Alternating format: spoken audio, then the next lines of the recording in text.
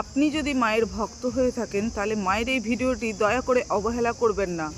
মা পদ্মাবতী কিন্তু একদম ভীষণ জাগ্রত। মায়ের চোখ কান সবসময় খোলা থাকে।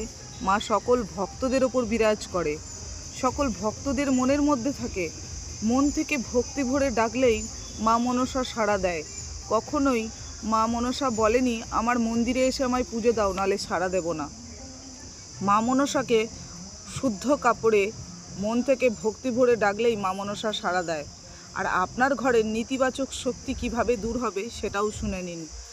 প্রত্যেক দিন সকালবেলা স্নান করে ঘরে ধূপধুনো দিন এবং একটি ঘিয়ের বা তেলের প্রদীপ জ্বালান এবং মা মনসাকে স্মরণ করুন। মা মনসা আপনার ঘরে নেতিবাচক শক্তি দূর করে অর্থ আয়োন্নতির দ্রুত বাড়িয়ে দেবে। মাকে শুধু একবার ভক্তি ভরে জয় মা মনসা, জয় মা পদ্মাবতীর জয়। মায়ের পদ্মাবতী নামটি খুবই পছন্দ, তাই তো মা সারা বিশ্বে পদ্মফুল ফুটিয়েছে। জয় মা জগৎগৌরী।